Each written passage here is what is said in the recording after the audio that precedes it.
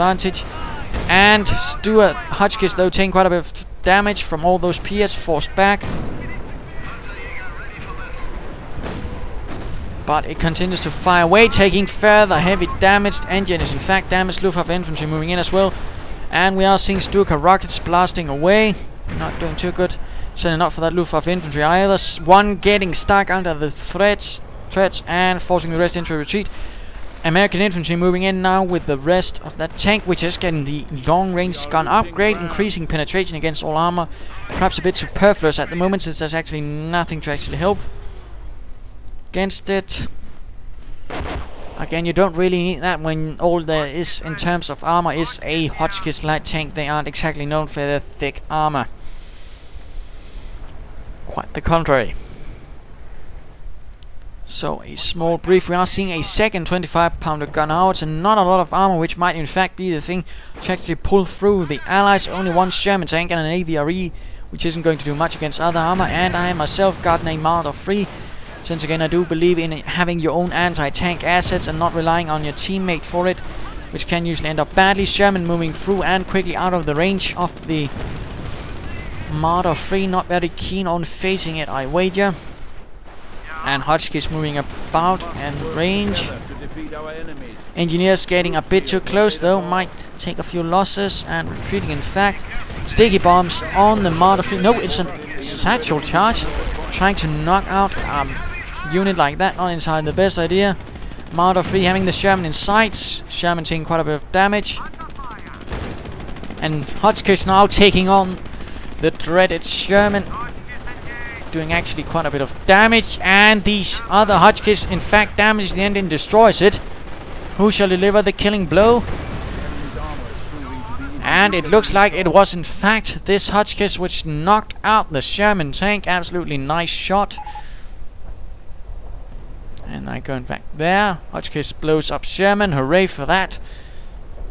Certainly not very often you'll see that, but it certainly can happen. It's a very nice job. And my teammate certainly agrees that they are much better now with those increased accuracy buffs. And what else? So far a lull in the fighting. The Allies does seem to have lost most of their will to fight. Not much remaining. In fact, barely any infantry due to a lack of medic station. That casualty clearing station not doing much since all of the fighting was there. Again, I mean, just briefly, if you are putting up a casualty clearing station, try to actually keep the fighting near it. For example, here will then be a much better spot, in particular since it's completely unguarded. But no, they in fact completely ignore it instead of actually trying to take advantage of that casualty clearing station. Not a good idea.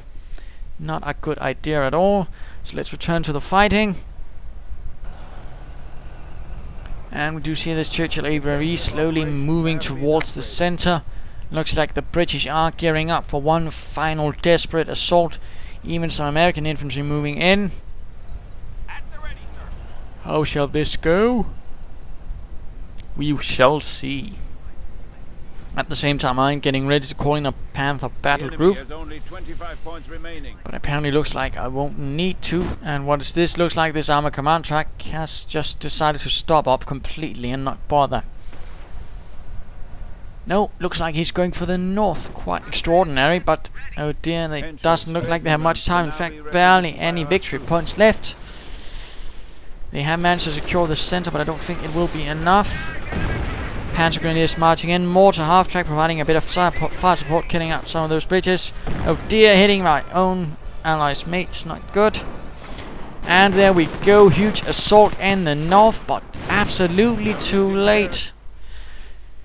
And there you go, game over. A victory for the 106th Panzer Brigade Feldhernhalle, which was able to hold the city of Lorraine against Patton's 3rd Army.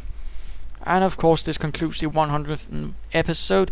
What can we learn from this? Well, for example, choosing your fights a bit more sensibly in consideration when you have a casualty clearing station. Choosing fights near it can be good. Don't blob up your infantry. That worked out neither well for Kilrathi or for the British or for the American for that matter. Spread out your troops, get some support, and don't get a weapon support center and then only get a mortar and then never use it again. Get a sniper, get a heavy machine gun, for example, would have done a lot more. Earlier armor would also have been quite advantageous instead of constantly getting 25-pounder guns. Don't think that was the best thing to do. Churchill E did alright, but a regular Churchill might in fact have done much better, I think, considering there would have been very little to actually face it. Hotchkiss tanks are actually good now, so try to use them a bit more. Yes, they're not Panzer Force, but they are rather different in terms of usage. The Hotchkiss light tank being a bit more swift, a bit more bold, it's a bit more of a cavalry tank, charging in, supporting infantry a bit closer, getting around and taking on lighter armor much more swiftly. It can be quite useful and can also be much faster at getting you out of sticky situations. So I hope you enjoyed this. If you did, why not subscribe or tell your friends? If you didn't, well, why not send in a replay of your own? And of course, don't forget the little propaganda competition. Create your own wallpapers, forum signatures, or even a forum avatar, whatever. Celebrate company affairs of the Propagandacast and get mentioned right here on the Propagandacast. Yes, indeed. I suppose that should be sort of the only reward I can really offer. You getting, in fact, mentioned here. I might even offer to cast whatever replay, in fact, you want cast right here on the game. Of course, I can't really cast any modded games, so don't do that. But anyhow, I hope you will try and compete. You don't have to do the best, just be interesting and, of course, be bold. Cheers!